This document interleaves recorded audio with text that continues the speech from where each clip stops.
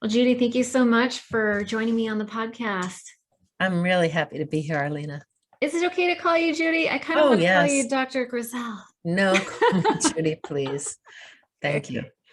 Well, listen, I am so excited to talk to you. I have your book. I posted on social media. I was like, I have a big announcement. I'm talking to the author of Never Enough, The Neuroscience and Experience of Addiction. Those that know me know that I'm completely obsessed with the mind, the brain. I know sometimes people think of those as two different things, but we can kind of get into it. But what I thought was so good about this book, and what I love about science in general, is that it has a way, when you understand sort of the mechanics of it, it kind of depersonalizes it and helps us to answer or resolve the things like guilt and shame, which seem to me to be a block or a barrier to healing. So I thought maybe we could start first with a little bit of your story. Like, I know you've been sober for 35 years. Congratulations. That is Thank you. amazing. It is a long time. Yeah. I'm really grateful. Yeah, it's funny that you mentioned guilt and shame because I could see in my own life how initially drugs and including alcohol were sort of the salve for guilt and shame that was it is still sort of deep in my bones. I'm not sure if it's genetic or environmental or what, but I am well acquainted with um, self-criticism and just, I guess, feelings of unworthiness. And I almost didn't realize that until I had my first drink, which was right about the time of my 13th birthday. So And it was a young. good drink. I mean, I had little sips here and there, but I got loaded for the first time at that age. And more than anything else, it was this great relief because I suddenly either didn't care or was made, kind of transiently whole in a way that was so profound. So people talk about it all the time, but it did literally feel as if the absence was running over and, with fullness, I guess. And so I was off to the races pretty dramatically. I grew up in uh, I guess there's no such thing as a typical home, but I was certainly fairly advantaged and, had no big traumas. I guess that's also kind of a funny thing to say, but, in light of how hard it is to grow up, I think I was fairly on the easy half anyway. And, but I got this alcohol. I spent 10 years taking as much of every single mind-altering drug I could find. I remember one time I found some pills and I just, took them. I was kind of, and I still am, I guess, a little bit all or none. So I went from none to all. And as a result, I was kicked out of my first school in 10th grade. It was a, girls' Catholic school, so they didn't go for the kind of thing I was up to. And then two colleges I was expelled from, and I was homeless intermittently often. I contracted hepatitis C, sharing dirty needles. And I hated myself, really. I did hate myself. That was probably my bottom, was this kind of self-loathing. So that I was just a teeny bit willing, even though at the time, right around the time of my 23rd birthday, I thought drugs and alcohol were the solution to my problems, not the cause. I was sort of willing to go to what I thought was going to be like a spa, an educational spa, um, which was treatment. This was in the 80s, so I had no idea about drug treatment at all. I just heard the word treatment and it seemed to be something I deserved. So anyhow, I ended up in what was more like a hospital for crazy adolescents. And there, without drugs in my body for a few weeks, I got kind of scared at the disaster of my life. And I guess I wasn't you know, it's an interesting thing as we talk about how we have to sort of see it and be willing to change. I was barely willing. I feel like I was kind of plucked out of my situation, and I had just enough grace or openness. I am sort of an experimentalist at heart, and I think I figured they were all saying, you know, if you want to live, you're going to have to quit using. And I thought, no way, there's got to be a Another way. workaround. Yeah. A Come on. workaround. There's a back door somewhere. So Yeah. I figured I would cure my addiction. It was going to take me 7 years. I was going to stay clean for that 7 years while I solved the disease of addiction, which is what Mhm. everybody was saying. And then I would use. And so I was open-minded and totally, you know, arrogant, ignorant, naive. I don't know, but I was willing to do 7 years, I guess. What was the 7 years to get your degree? You know, no, I think I wasn't thinking that clearly. I figured that I started when I was 13. I was 23. I decided I wasn't really in terrible shape, you know, so it was like 7 years of intense addiction. Somehow it seemed balanced to me if I could clear it up in 7 years. And then there was just no way you were going to tell me I was going to spend the rest of my life without drugs, which is what my life was completely about by that time. So yeah, I was scared enough to be willing enough to be open enough to try a different way temporarily. And I remember when 7 years came, by the way, and went, and I looked around, my life was a zillion times better. It wasn't, you know, easy by any means, but it was definitely better. And my curiosity had kind of come back. And so I, you know, kind of a day at a time, as you know, stuck it out. And so here I am, 35 years clean and sober, still have not cured addiction, still very interested in the role of science in understanding and treating and preventing addiction, but also recognize that there's a lot that science doesn't know. And so, yeah, I think it's been a fun, rich trip. It's fun. That's awesome. I mean, we were people who insist on having a good time. That's for sure. I think that's so amazing that so you became abstinent at 23. From then on, you became I abstinent. did. I mean, I smoked a few cigarettes and I'm completely addicted to coffee, but I don't think that is thing That that I doesn't count. had other than nicotine, any mind-altering chemicals. And I've been tempted many times, so it's not like I Sure. just said, you know, that's it for me. I guess, yeah, just been a long, long time. You know, I knew that you and I were going to be friends when you talked in your book about like your love of weed. Mhm. Oh my gosh.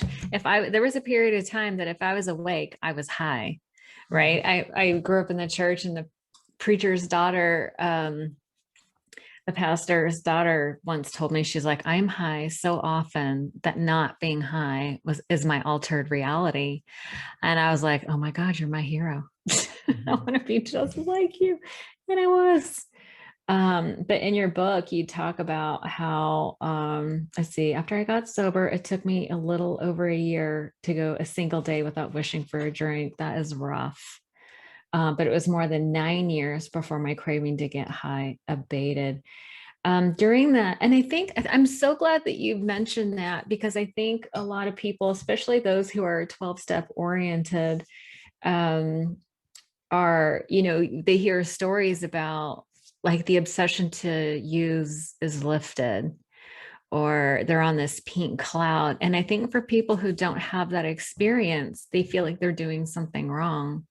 Right. But Yeah, I think for Bill Wilson, right, it was just an overnight thing. And for many of us, it's sometimes slowly. And I was definitely the slow variety. I really, and when I say, you know, for the craving to abate, I really seriously wish to get high for most days, those 9 years. Yeah. And the more time that went by, the more I could see what was at risk. So when I first got clean, there's nothing to lose because I had Because nothing. you're wrong. I You was at lose the it. bottom. Yeah. But, as a result of putting one foot in front of the other, things got much better. So, then I could kind of see that. And then I remember so well, I could almost taste it, the experience of not wanting to smoke. And I can remember how all of a sudden it was okay to be in concerts that were indoors with good weed Mm. around me. Oh my God. Or, I was sort of indifferent. Like I had been to alcohol.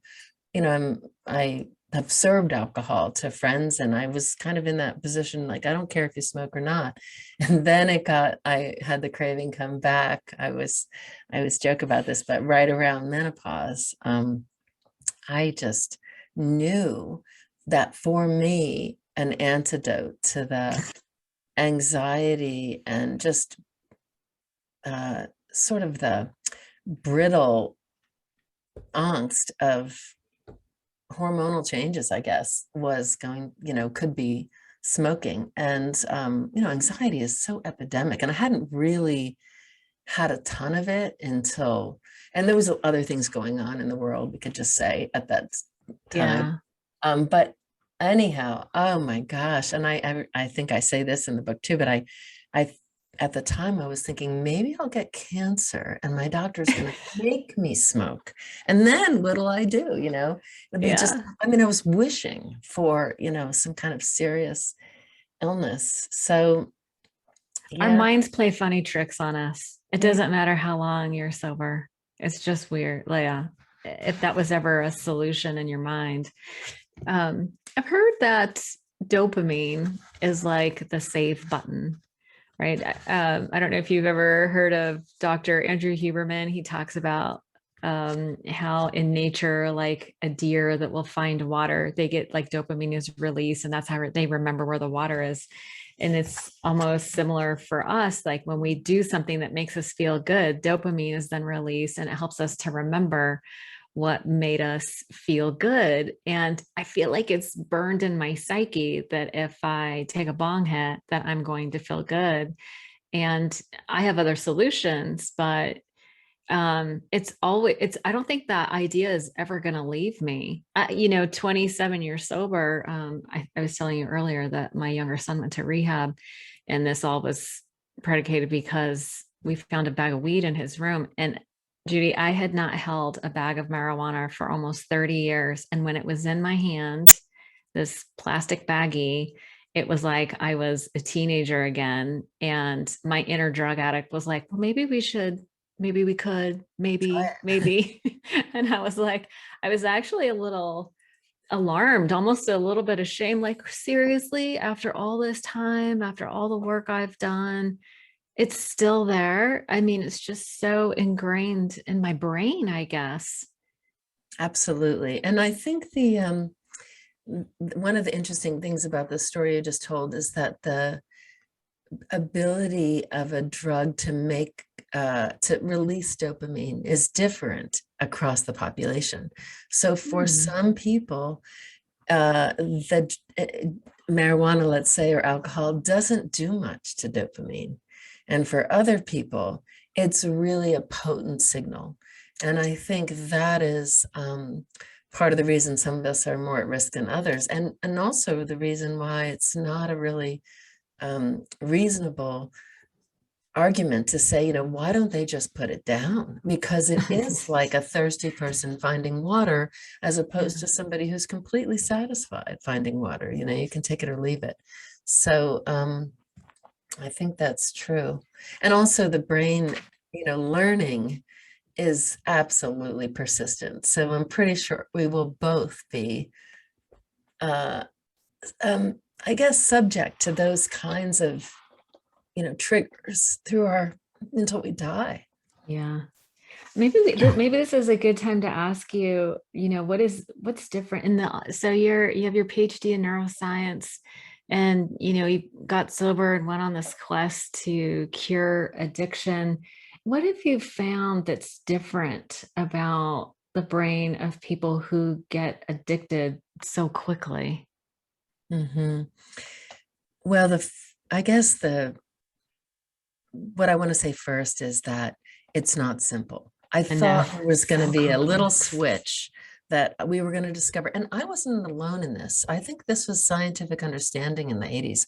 We'll find the, broken switch or molecule or circuit and fix it.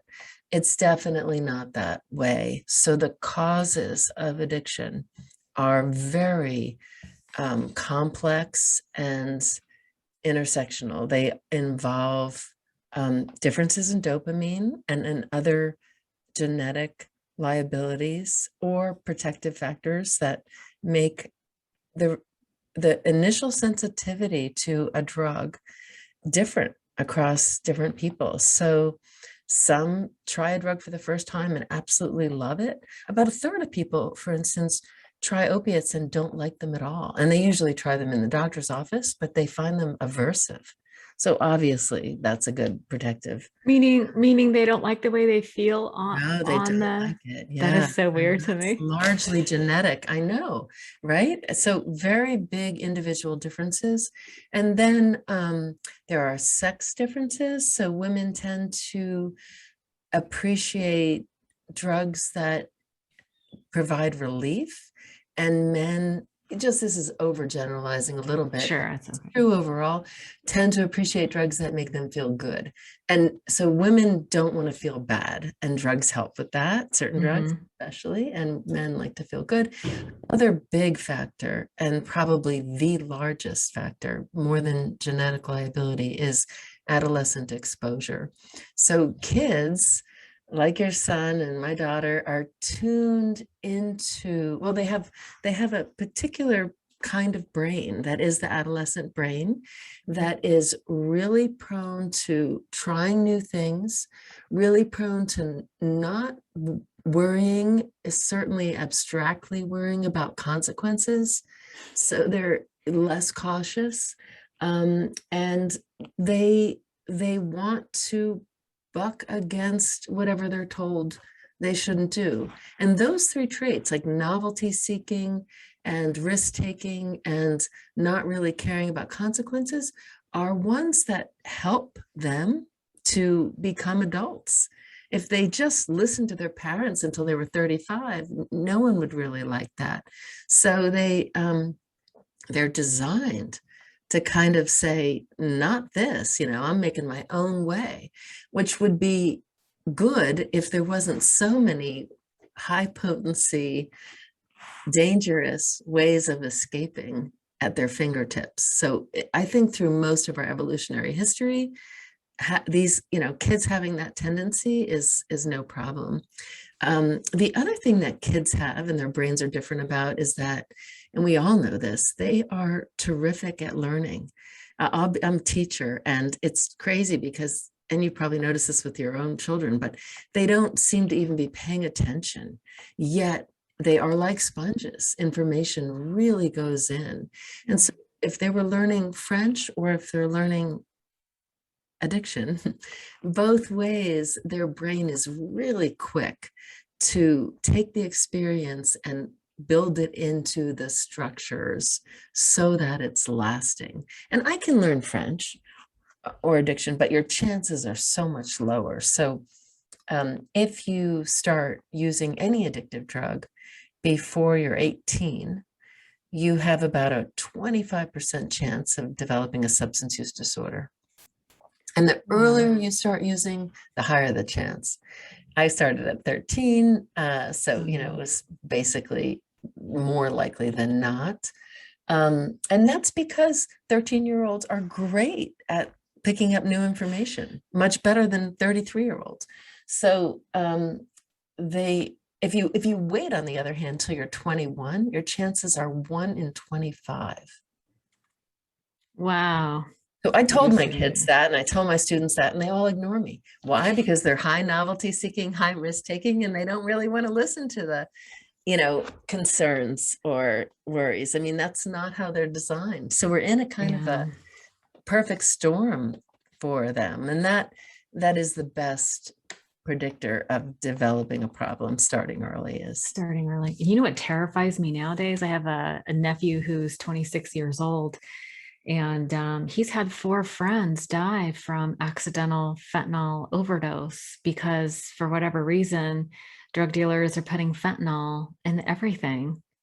And, these are pretty well-adjusted kids. I don't think it's, I know that there's a certain percentage of the population who indulge a little bit, who don't have a disorder, or maybe that's, Yeah. is No, that I is that think true?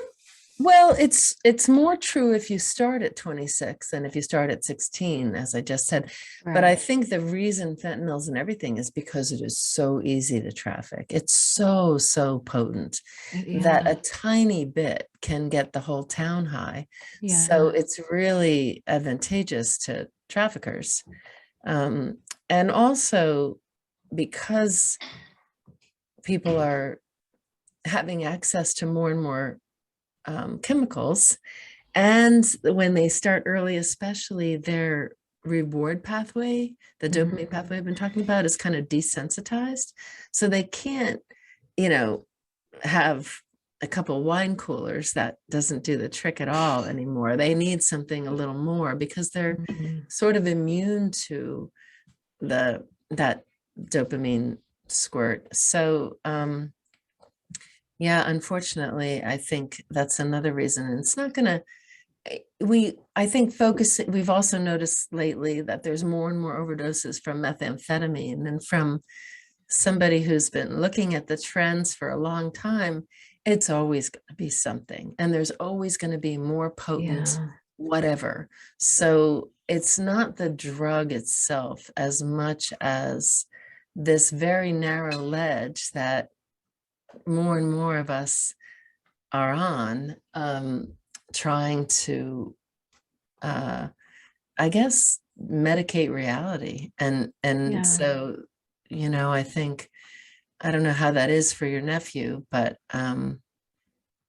it's a terrible lesson to have to learn for all of us, I think. Oh, That it just makes me sick. I mean, I think there was a report that was released, I think it was at the end of March. There was a 12-year period that they were measuring overdoses that ended in March. And I think they tracked like 80,000 deaths.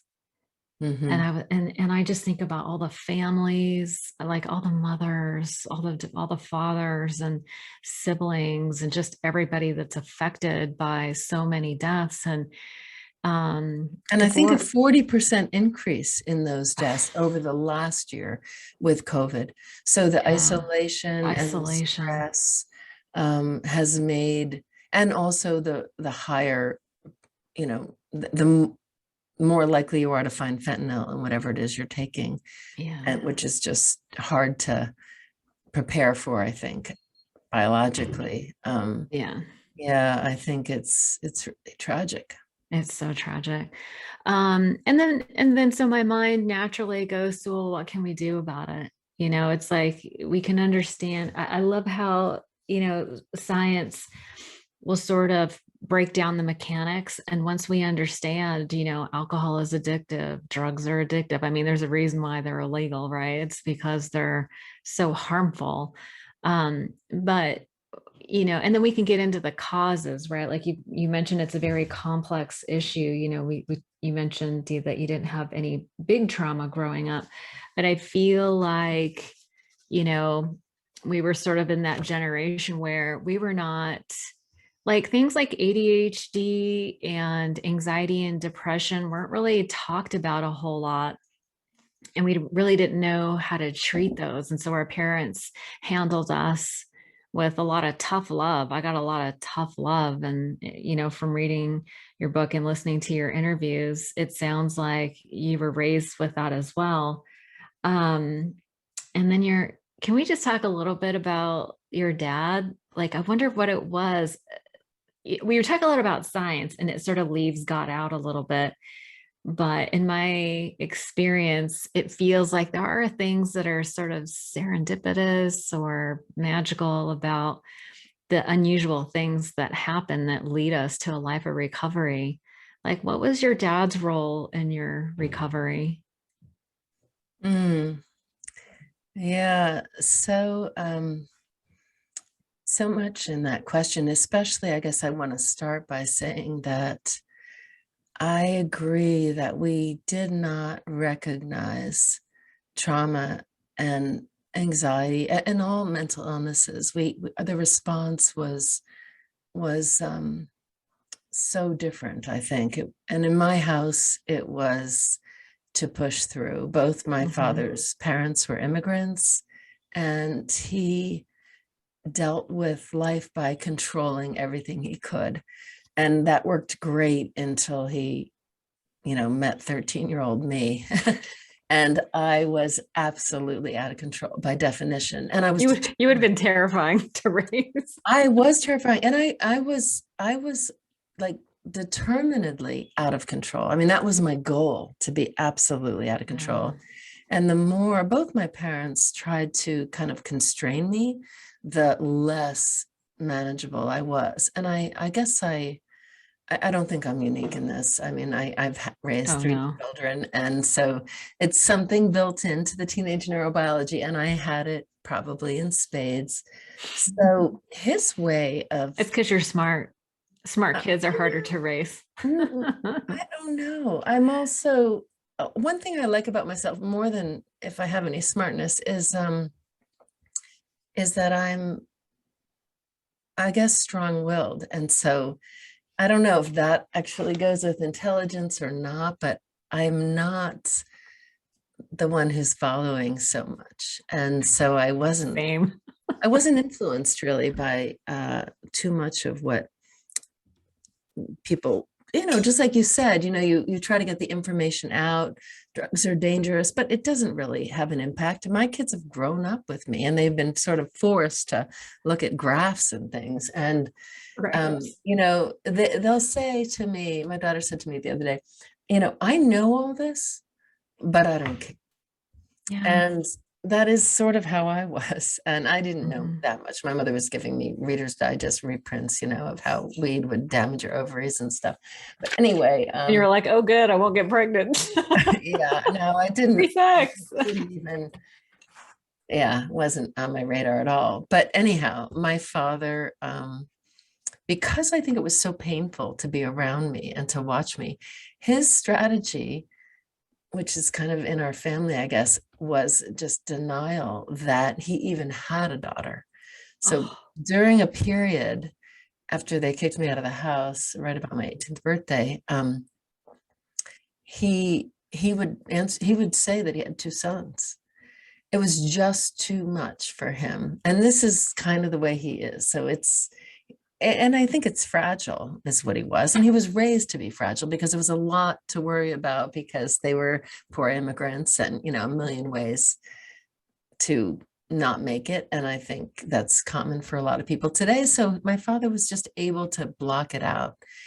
And we have a family friend who I dedicated the book to, Father Marty Devereaux, who's this kind of unbelievable, interesting person. He's in his 80s now. We're still good friends, but he is a psychologist and has a lot of experience with addiction and also a Catholic priest. And he told my father, my father's not really Catholic. I mean, he was raised Catholic, but that doesn't mean too much these days. So anyway, where was he from? Marty Devereaux. No, I'm sorry. You said your father was an immigrant. Oh, he was born in Atlantic City, but his mother was from Slovenia and his father from Switzerland. And they met in Central Park. They were both, one was a baker, one was a house cleaner. And, they sent two sons to college. And wow. Yeah, I mean, I think it's a pretty typical American story. Yeah. Yeah. But anyway, Marty said, take her out to dinner and bring her flowers, like on a date. Well, I have no idea how my father did this because he's just not the type to waste any money on flowers or to And when I say, I think I tried to convey this in the book, but when I imagine myself now at that moment, I was pretty deplorable. I was probably quite smelly and dirty. I was at this point sort of living in a 1-bedroom apartment with many people, and I was pretty gross. So anyway, And this is when you were 23? I was not quite 23, so he's taking me out for my So birthday. young. Yeah, so he picked me up, and so not only was I gross, I was completely belligerent. I thought that my parents were terrible and I didn't want any part of their fascist, existence. And yet I deserved a nice dinner, of course. So my big dilemma, I really can still almost feel this, was how we were going for early bird dinner because it's my dad. And Very frugal. yeah, he is wealthy and frugal. That's how they get wealthy.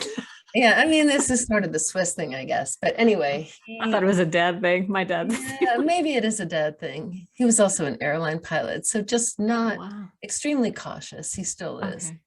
And he's in his 80s today, and we have a great relationship. But anyway, Oh.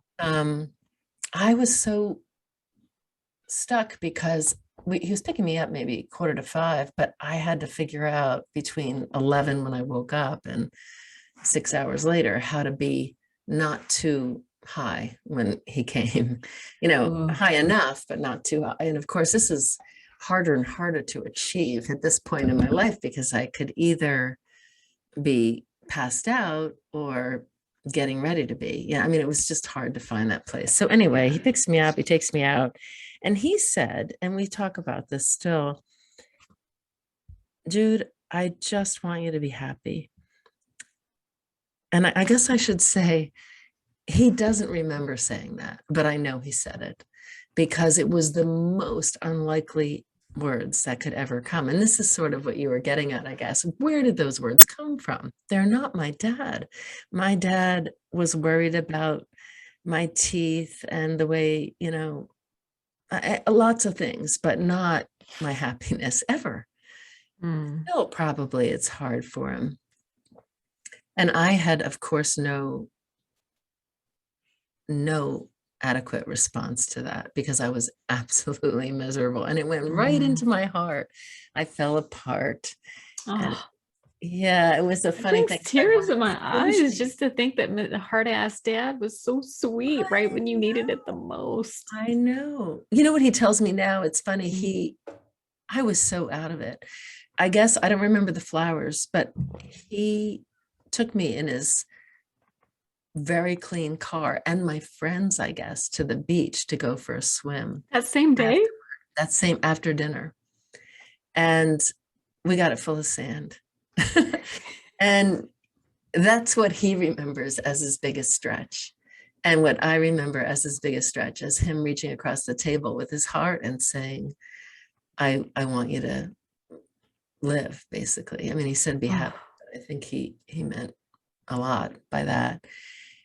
And my mother was not invited to the dinner. I hadn't spoken with her in a long time either, but she had been researching treatment centers for years. She had had a court order actually in Florida. There's an act where you can commit somebody because of their addictions, and they fought over that a lot. But anyway, next thing I knew, they flew me to a treatment center, which of course I had no idea what I was getting into, and saved my life, really. That place did. So I feel really fortunate that I had that opportunity to wake up a little bit.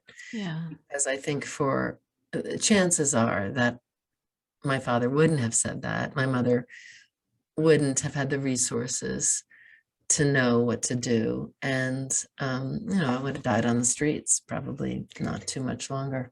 I feel like that really speaks to, people just didn't have solutions, right? And they get so frustrated that their only choice is to disown, right? Like I had that same experience with my mom. She disowned me on a regular basis. Like she was an immigrant from Mexico.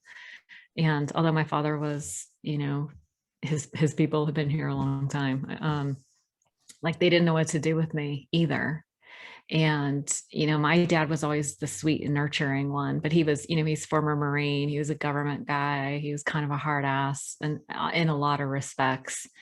But, our parents, it just speaks to the love of a parent. You want to save your kids. You see your kids are suffering. And like my mother just didn't know how, she was so frustrated that she would disown me on a regular basis. But I think it's the contrast between like a little bit of sweetness goes a long way, because it's not what we're used to. It's so shocking. It's like shocking to the system. I've thought about it a lot, because I do think I had a boyfriend at the time who died of an overdose. And his parents were extremely sweet. So it's hard, and you could say they sweeted him, into his last big use, but I don't know that there's a recipe. I think if there was one thing that I try to do is to show up and be honest. And I think it was so painful for my parents, both of my parents, to just grapple with what happened to their little girl, that their tendency was to not show up. And I don't blame them. I mean, it's tough. It's tough raising teenagers sometimes, because it's almost unrecognizable, from the sweet 9-year-olds or the people they might become. But I think what we're called to do for each other is to tell the truth, not their truth. I don't, you. But my dad was speaking for himself. He said, I think this was true for him. I think really at the core, and somehow he had the grace to find it, what all he really wants, and all probably any parent wants, is their kid to be well, and whatever well looks like for us. And I think the fact that he could say that was kind of miraculous. That was absolutely miraculous. Thank God for Marty, right? Yeah. Exactly. No, I think, it's just, my mom she was really tough. And I remember growing up, she was going through her second divorce, and all my hair started falling out like a lot. I was and nobody knew what was going on. And, when it ended is one day she let me curl up in her lap and cry. I had a good cry. And then my hair stopped falling out after that. Wow. Yeah. And I think it was like there needs to be this balance. Like I feel like as a parent, we tell our kids that we love them all the time. And I almost feel like maybe it's a little too much sweetness. I have the hard ass edge in me, because I think I inherited that from my mom. But when you get something different from your parent, it is kind of jolting. It is kind of healing. It can be life-changing if it's different. So if you're sweet all the time, when you show up with boundaries, that can be jolting. When you're a hard ass your whole life and you show up with a little bit of sweetness, it can be it's like a pattern interrupt, it's just kind of interesting.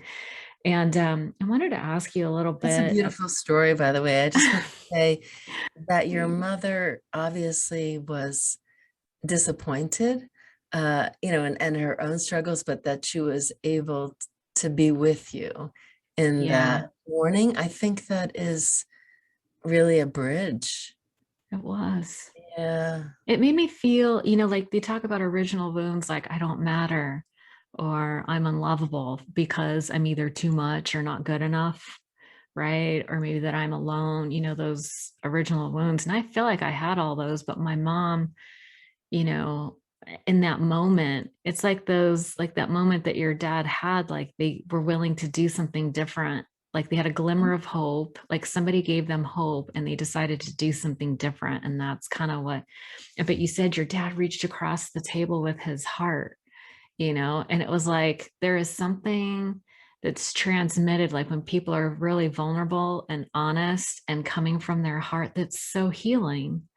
right? Absolutely. And I feel like that's a lot of what recovery has been about for me, is that just that willing to be vulnerable and have a degree of humility. It's a lot of times kind of like forced humility. It's like I have to get honest and about what's really going on so that I can get the solution.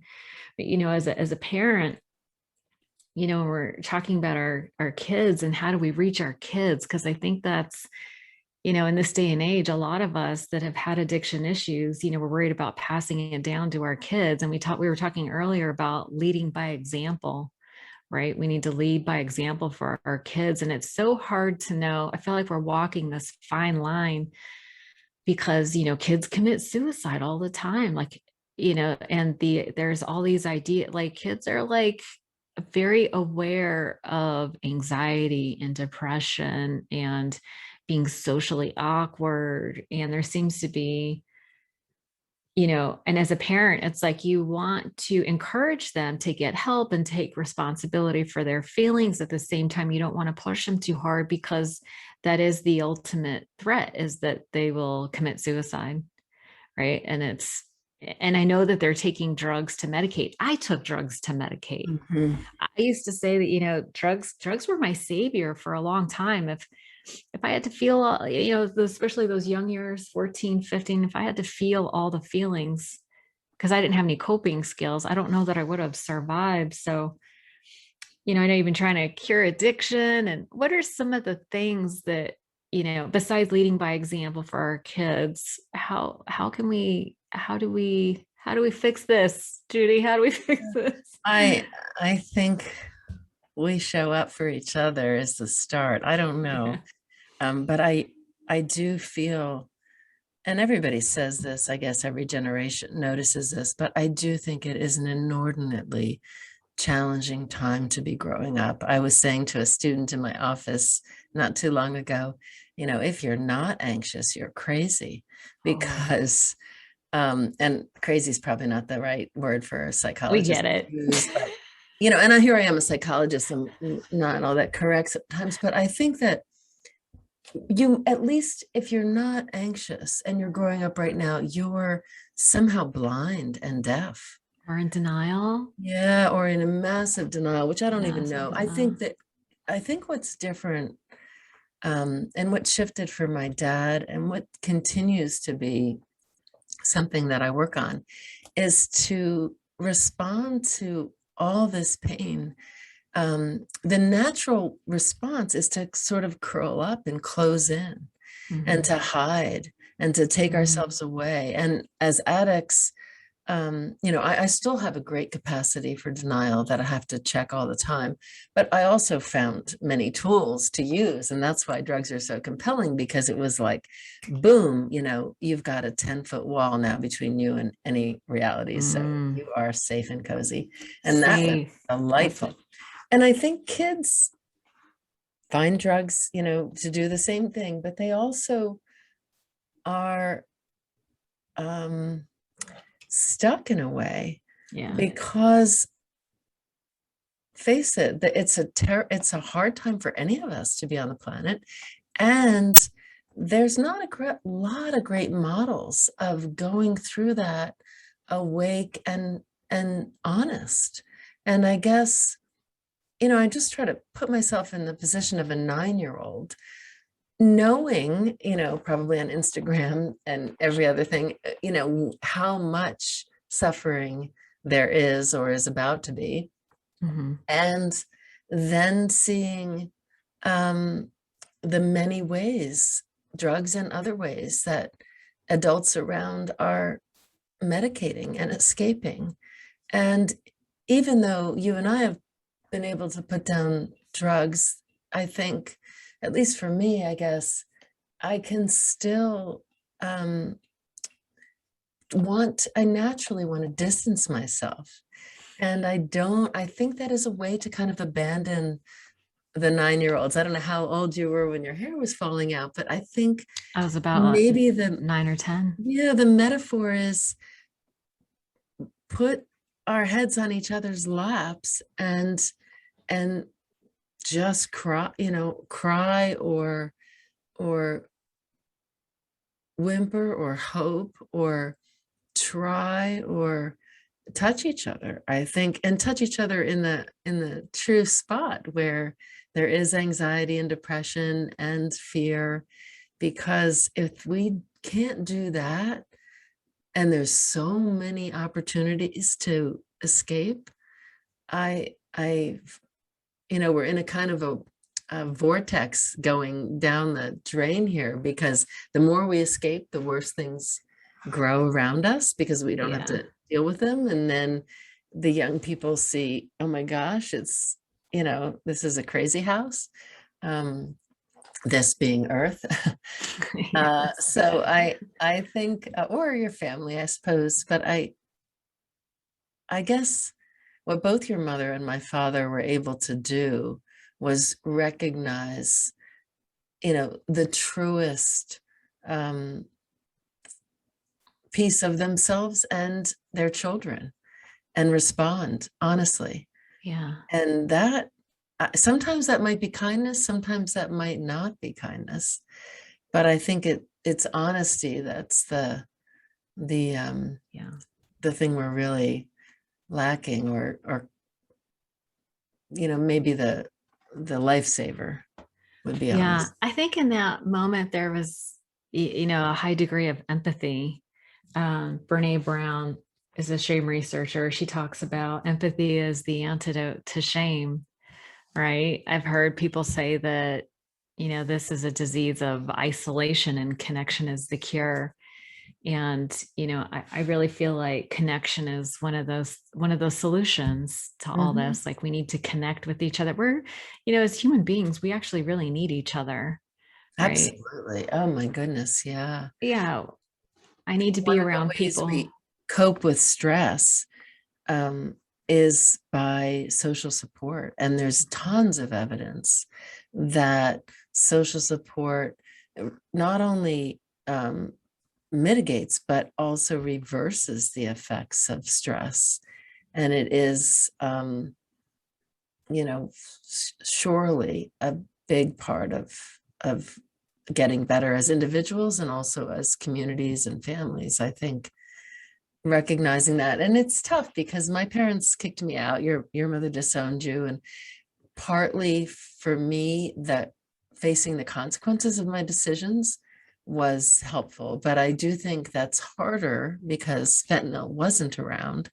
You Right. you don't want to face them in the ultimate, Right. way too early. So I guess as parents, we try to walk a very tough line It's these days. hard. Yeah, it is It's hard. hard.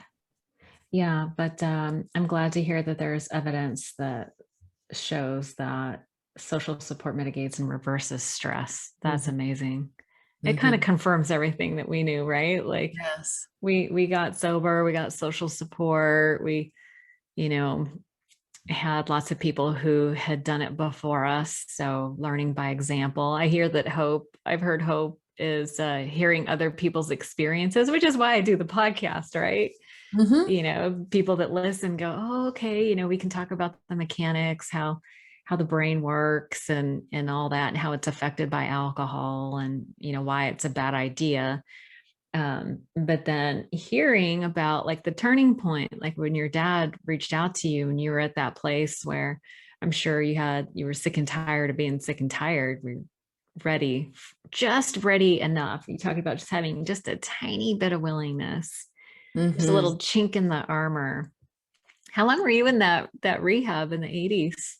I was in for 28 days, which seemed like 9 years, and then I was in a halfway house for 3 months, Oh wow. which I calculated at the time, so I know this is true, was 1/27th of my life or something. I forget how I did that, or something like that. I had some kind of crazy math. Formula. It was totally a ripoff. I was so furious. But I was, like you say, at the turning point, and there's been so many times, in a way, I think, Arlena, we're talking about openness. And Yeah. I think one way I could be honest is to say, even after studying addiction for 35 years and having all this personal and scientific experience, I still need to be open to all I don't know. And Yeah. certainty is a lie, certainty is the biggest illusion. And so here we are kind of trying to get through. And I think that is what I first had I was very certain until I'm in the treatment center and I'm asked to try a different way. And I was troubled because on one hand, I could see my way was not going great. Like it was really not going well. And I could see that without the drugs, for a few weeks. But to do another way that was extremely vague and chancy and, it just seemed really crazy to me. I was just stuck.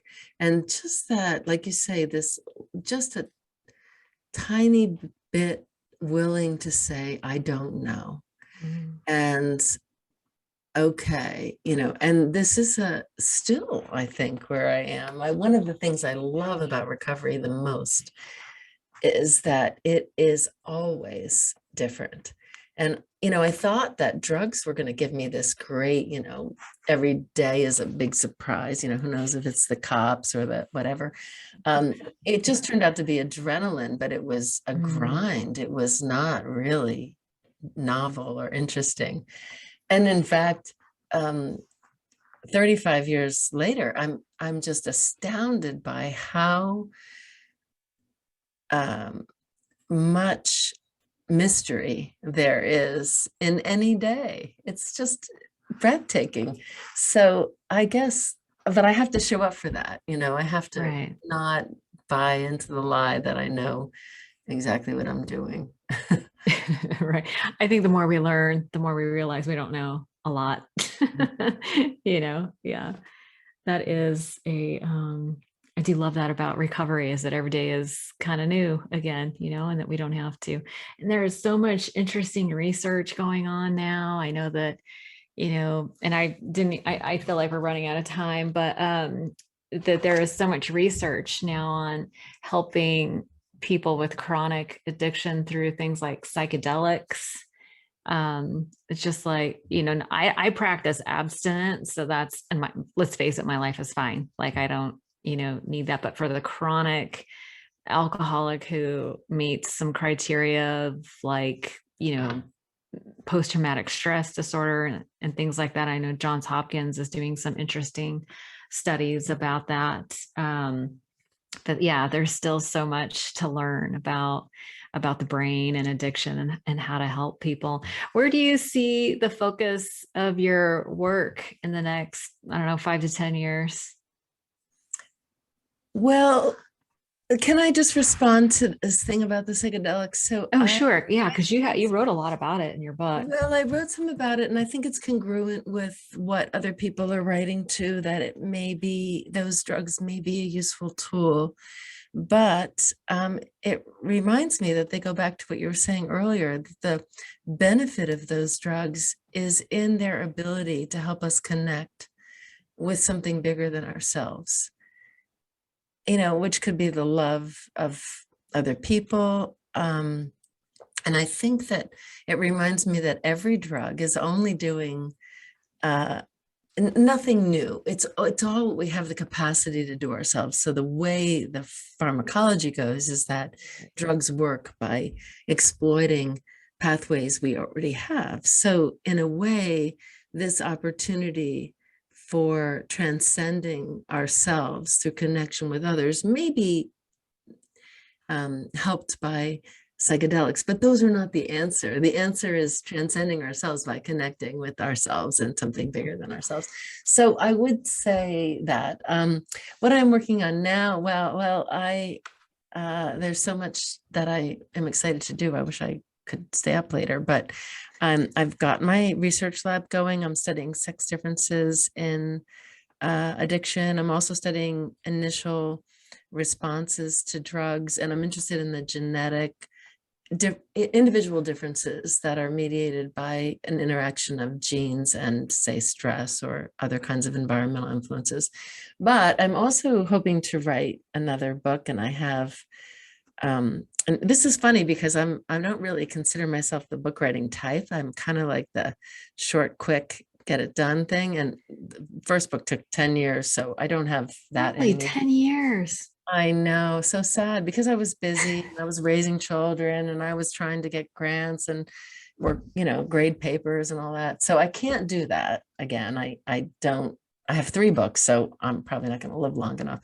So 3 books I want to write, and I have a sabbatical coming up, and I'm hoping that I will have an opportunity to spend the year getting at least one of those out, either on the adolescent vulnerability to addiction or on sex differences in the causes and consequences of addictive drugs, or just a kind of more philosophical take on,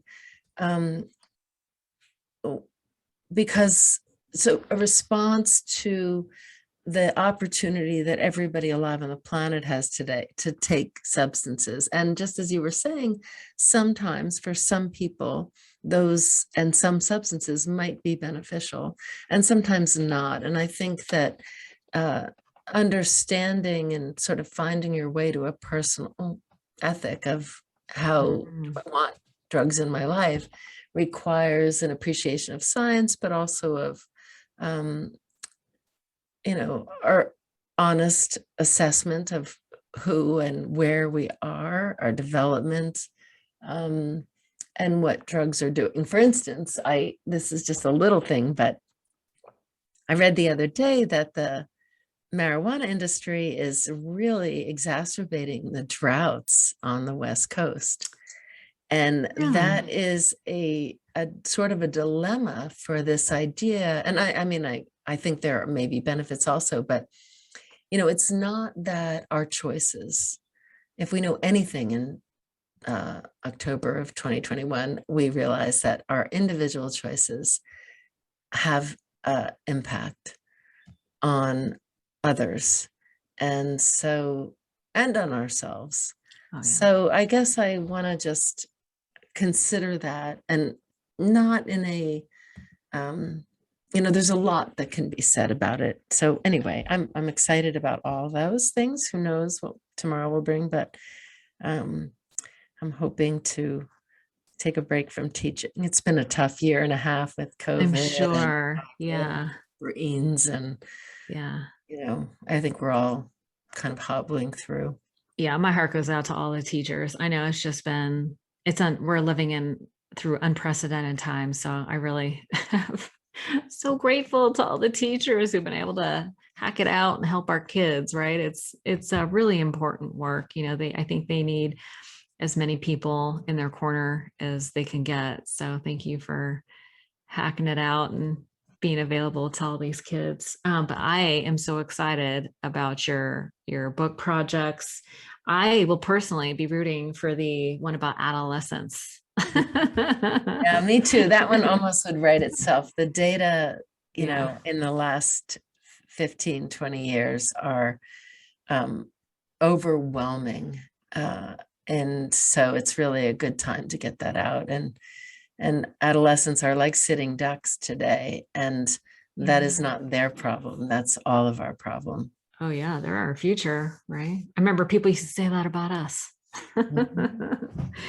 Well, listen, thank you so much for your time today. When you get done with that book, you come on back and we'll talk about that one too. Okay, Arlena, thank you for having me. It's been really nice. Yeah, such a pleasure. We'll talk soon. Thanks. Okay, bye-bye.